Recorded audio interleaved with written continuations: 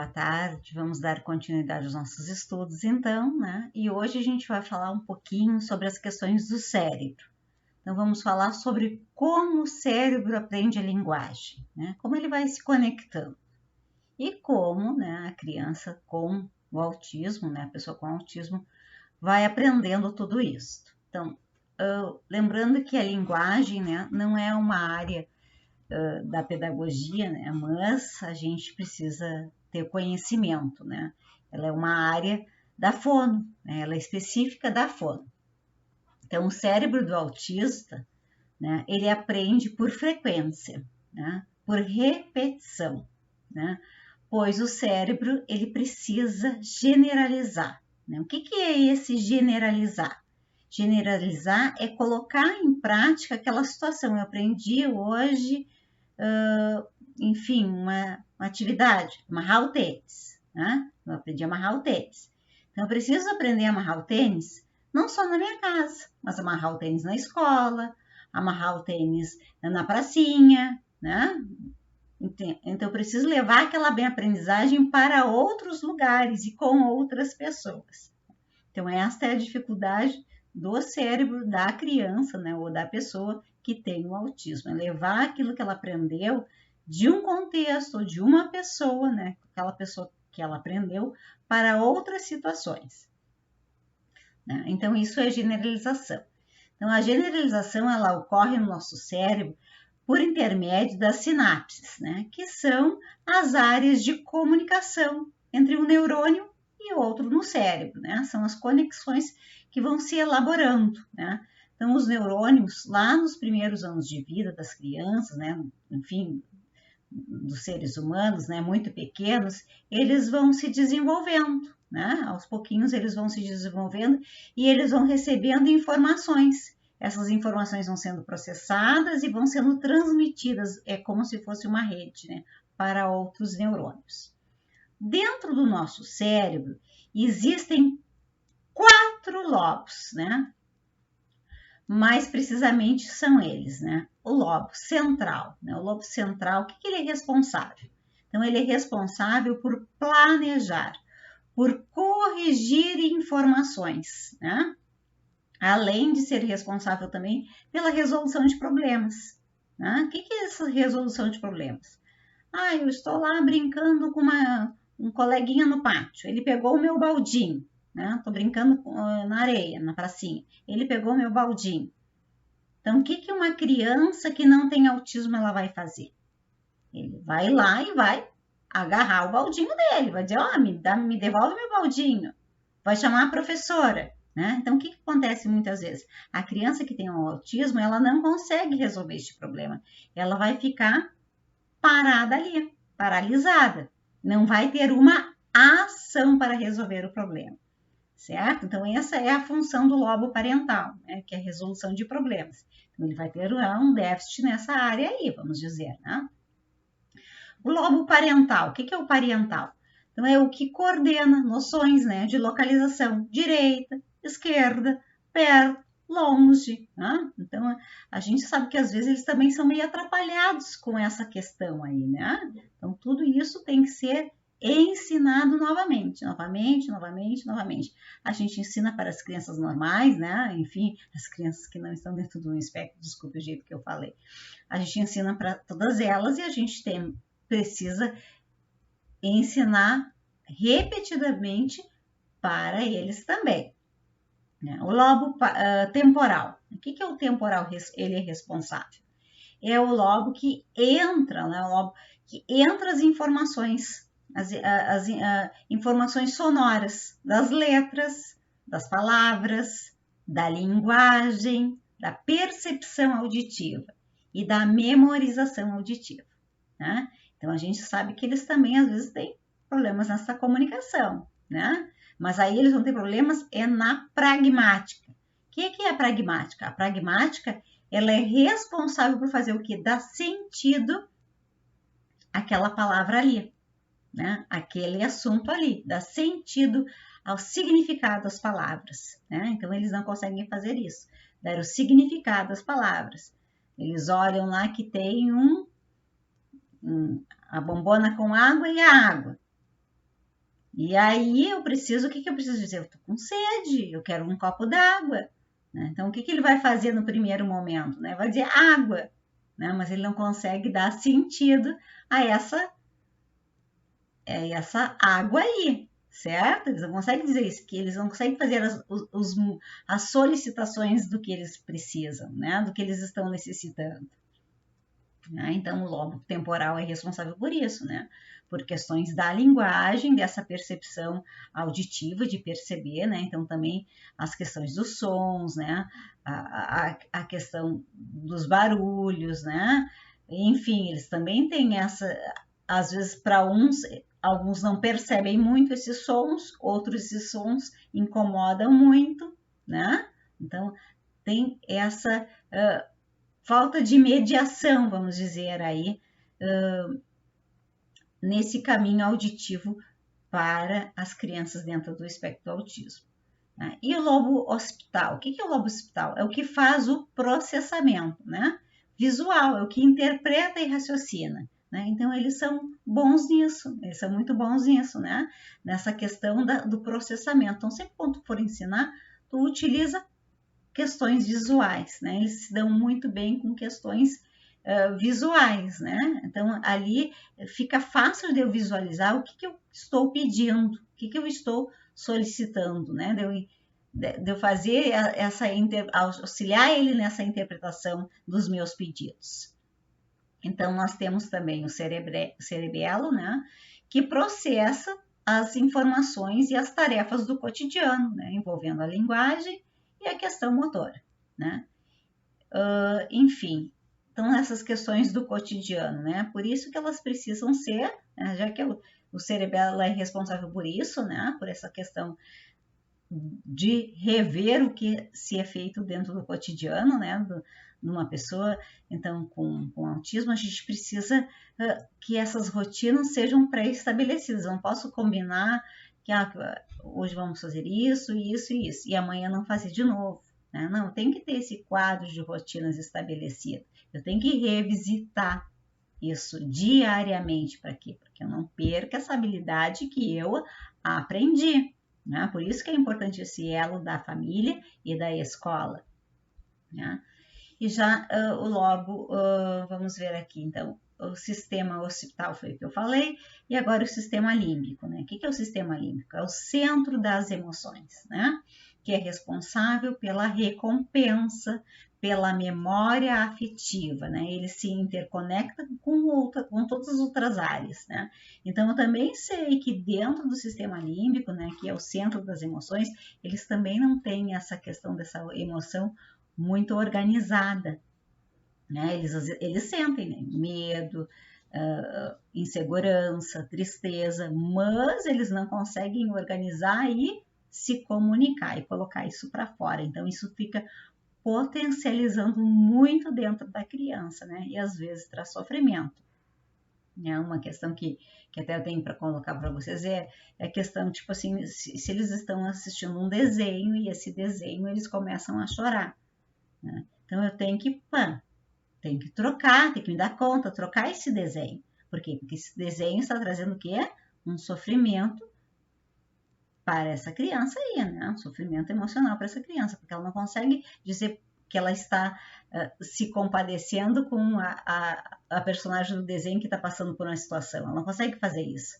Então ela fica chorosa, ela fica irritada. Não, então eu tenho que trocar, não posso estar proporcionando brinquedos, brincadeiras, né? Eles assistindo coisas na televisão que vai deixando eles muito emocionados e eles não conseguirem colocar essa emoção, né? Verbalizar isso que eles estão sentindo. Então eu preciso fazer esse filtro aí, o filtro do que eu vou oferecer para minha criança dentro do espectro autismo, para oferecer para ela ver, para ela ouvir, para ela brincar. Eu preciso isso para todas as crianças, né, pessoal? Mas para eles muito mais, porque eles não conseguem falar sobre esses sentimentos todos que estão ali borbulhando dentro deles. E aí vai causando uma demanda de uma comorbidade, né, de uma ansiedade aí, vai gerando outras coisas.